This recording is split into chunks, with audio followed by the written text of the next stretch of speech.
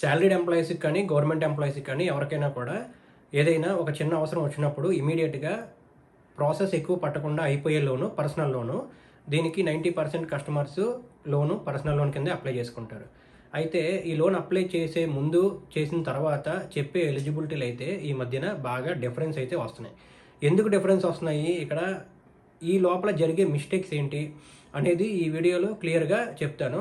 ర్యాండమ్గా నెలకి ఒక 100 నుంచి 150 ఫైల్స్ అయితే మనం చేస్తాం కాబట్టి అందరికీ కూడా జరిగే చిన్న చిన్న మిస్టేక్స్, అలాగే ఇందులో చిన్న చిన్న టిప్స్ కూడా ఉంటాయి అన్నమాట. మీరు తీసుకునే ఈఎంఐ కానీ ఏ లోన్ తీసుకున్నా కూడా బయట ఎలా తీసుకోవాలి, మీకు పర్సనల్ లోన్ కానీ ఏ ఇతర లోన్ అయినా అప్లై చేసినప్పుడు ఎలిజిబిలిటీ ఎలా రావాలి అనే విషయం క్లియర్గా చెప్తాను. ఇప్పుడు ఎగ్జాంపుల్గా ఒక 50,000 శాలరీ ఉన్న వ్యక్తి పర్సనల్ లోన్ అప్లై చేసుకుంటే ప్రైవేట్ బ్యాంక్స్ ఏదైనా కూడా ఖచ్చితంగా ఒక 10 lakhs రూపీస్ అయితే మీకు లోన్ కింద వస్తుంది. సబ్జెక్టు బ్యాంక్ టు బ్యాంక్ ఉంటుంది. ఇప్పుడు ఎగ్జాంపుల్గా వీడియోలో అర్థం కావాలి కాబట్టి ఒక 10 లక్షల ఎలిజిబిలిటీ ఉన్న కస్టమరు లోను ఎలా తగ్గుతుంది, ఎలా పెరుగుతుంది, లేదా అనుకున్న లోన్ అమౌంట్ కరెక్ట్గా రావాలంటే మీరు ఏం చేయాలి అంటే, మనం ఫైల్ మొత్తం డాక్యుమెంట్స్ అన్ని తీసుకున్న తర్వాత సేమ్ డే లాగిన్ చేయడం జరుగుతుంది. లాగిన్ చేసిన తర్వాత ఆటోమేటిక్గా వెరిఫికేషన్ వాళ్ళు వెరిఫికేషన్కి వెళ్తారు. అలాగే సిబిల్ కూడా ట్రిగర్ అవుతుంది. సిబిల్ ఓపెన్ అయిన తర్వాత అక్కడ మొదలవుతుంది స్టోరీ. ఏంటంటే, క్రెడిట్ మేనేజరు అప్రూవల్ ఇచ్చే ముందు మీ సిబిల్ అనేది ఖచ్చితంగా చెక్ చేస్తారు. చెక్ చేసిన తర్వాత ఇప్పుడే కాదు, మీరు 1920లో లోన్ తీసుకున్నా కూడా 2025కి అయితే కనబడుతుంది. ఏ లోన్ సరిగా కట్టకపోయినా కూడా లోన్ అనేది అప్పుడే రిజెక్ట్ అవుతుంది. లేదు అనుకుంటే కొన్ని లోన్స్ అయితే రెగ్యులర్గా ర్యాండమ్గా మనకు కనిపిస్తూ ఉంటాయి. ఏ లోన్స్ అంటే ఎగ్జాంపుల్గా గోల్డ్ లోన్ ఒకటి, నెక్స్ట్ కన్జ్యూమర్ డ్యూరబుల్ లోన్ అంటే మీరు ఏదైనా TV, fridge etcetera, washing machine, mobile phone ఏదైనా తీసుకుంటే దానికి లోన్, అలాగే క్రెడిట్ కార్డ్స్. ఈ మూడు కూడా మనం ఇప్పుడు తీసుకున్న ఎవరైనా కస్టమర్స్కి ఒక 90% ఈ లోన్స్ అయితే ట్రిగర్ అవుతాయి. ఇవి అన్సెక్యూర్డ్ లోన్స్, ఇవి సెక్యూర్డ్ లోన్స్ అనమాట. అంటే ఈ గోల్డ్ లోన్ కానీ, లేదంటే ఈ క్రెడిట్ కార్డ్ కానీ, లేదంటే ఈ కన్జ్యూమర్ డ్యూరబుల్ లోన్ కానీ ఏదైనా కూడా ఇది అన్సెక్యూర్డ్ లోన్ కాదు, ఇది సెక్యూర్డ్ లోన్. సెక్యూర్డ్ లోన్ అంటే ఏంటంటే, ఎగ్జాంపుల్గా మీ దగ్గర 10 లక్షల రూపాయలు గోల్డ్ ఉంది వాల్యూ, దాన్ని బ్యాంక్ వాళ్ళు పెట్టుకొని మీకు కేవలం 6 లక్షల రూపాయలు మాత్రమే లోన్ చేస్తారు.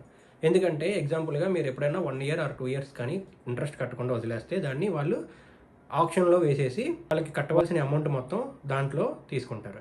సో దీనివల్ల బ్యాంకుకి ఎటువంటి నష్టం ఉండదు. పర్సనల్ లోను, బిజినెస్ లోను ఇవన్నీ కూడా మీకు అన్సెక్యూర్డ్ లోన్ కింద వస్తాయి. సెక్యూర్డ్ లోన్ అంటే ఏమొస్తుందంటే గోల్డ్ లోన్, అలాగే హోమ్ లోన్, కార్ లోన్, ఇంకా చాలా లోన్స్ ఉన్నాయి. ఇవన్నీ కూడా ఏదైతే తనఖా పెడతామో ఇవన్నీ కూడా సెక్యూర్డ్ లోన్ కింద వస్తాయి.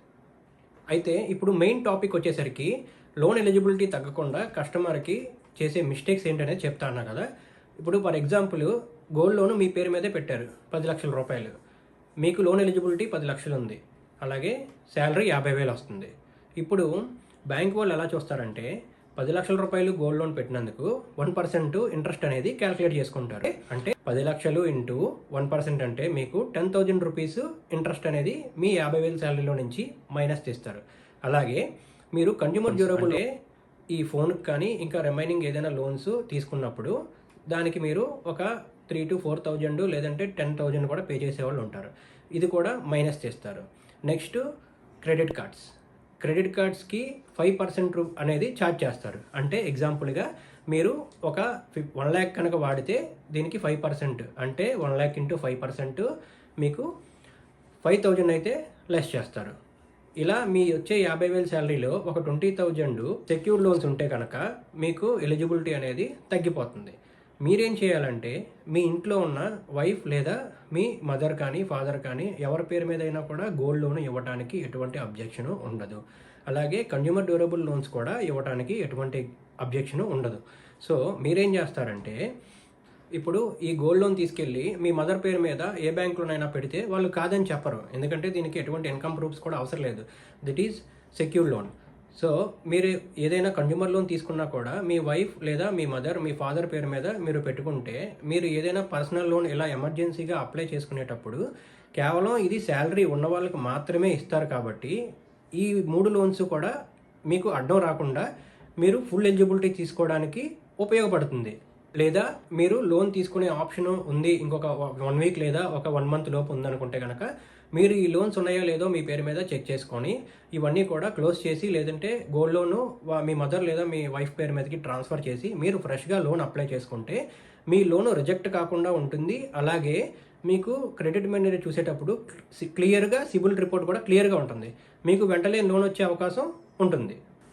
ఫైనల్గా ఒకటే గుర్తుపెట్టుకోండి, మీరు గోల్డ్ లోన్ అయినా, కన్జ్యూమర్ డ్యూరబుల్ లోన్ అయినా, లేదా క్రెడిట్ కార్డ్స్ అయినా కూడా, క్రెడిట్ కార్డ్స్ అంటే కొంచెం రేరు, ఈ 2 లోన్స్ కూడా ఇంట్లో ఉన్న వాళ్ళ పేరు మీద కూడా ఎవరైనా చేస్తారు. కనుక ప్రతిదీ మీ పేరు మీదే పెట్టుకోకుండా సపోర్టింగ్ కింద వాళ్ళ పేరు మీద పెట్టండి. మీరు తీసుకునే ముందుగా ఏదైనా పెద్ద పెద్ద లోన్లకి అడ్డం రాకుండా చూసుకోండి. ఇది వీడియో నచ్చితే లైక్ చేయండి, షేర్ చేయండి, సబ్స్క్రైబ్ చేసుకోండి. Thank you for watching.